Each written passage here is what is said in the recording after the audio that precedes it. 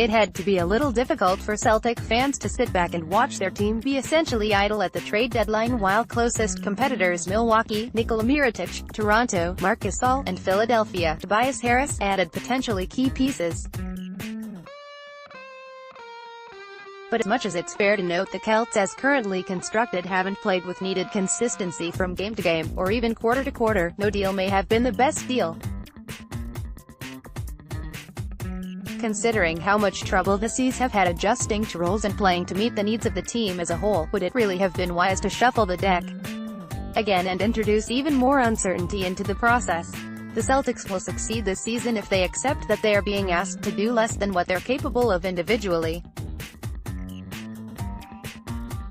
Interestingly, one of the players who's grasped at best is Gordon Hayward, and he's still struggling to find his stride. According to league sources, the Celts did kick the tires on some trades, but nothing ever came close to gaining any traction. It's fair to assume they didn't see anything that offered enough of a benefit to be worth risking the damage another change could do. And, of course, the C's also had to keep in mind how any moves now could impact their ability to make a trade for Anthony Davis, or another major piece, this summer. So while the Celtics didn't necessarily help themselves at the deadline, they did right by the Hippocratic Oath. They did no harm. Rondo's role: it's been 4 years and 2 months, and 5 NBA stops since Rajon Rondo was a Celtic. And since being dealt away in December of 2014, he appears to have gained some wisdom from seeds that were planted here but needed time to take root. When he's not hitting buzzer-beating shots to beat his old team, Rondo has gotten used to being a relative graybeard. "Since I went to Sacramento, I was almost the oldest guy on the team, and that was at 28, so I'm 32 now," said Rondo, who moved through Dallas, Sacramento, Chicago and New Orleans before landing with the Lakers. "I still feel good physically and mentally. There's still a couple of older guys on the team than me, but I'll accept any role I'm given. It's just about leadership and helping develop the young guys," though the Celtics were hoping for more of that out of him after Paul Pierce and Kevin Garnett were traded away. Rondo has come to understand the job requirements. "You just can't pick and choose when you want to be a leader," he said. "It has to be every day. You can't wake up when you're not feeling well and go out here and not give your team your best effort or your best leadership skills. So, for me personally, I learned that from a long time ago from my vets, KG in particular, to be a consistent leader every day. The hardest thing in this league is to be consistent, and that's what I try to tell young guys, is to try to stay as consistent as possible." He also tried to impart a few tips as the Lakers went through a rumor-filled trade deadline. "Just do what you need to do to help your team win," he said.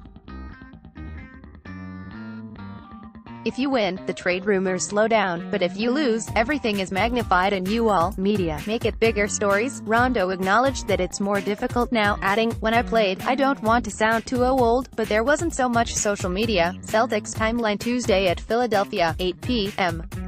Less than a week removed from trade deadline and the moves the 76ers made to acquire Harris and Jonathan Simmons, the hosts will get a primetime national television matchup against the Celtics.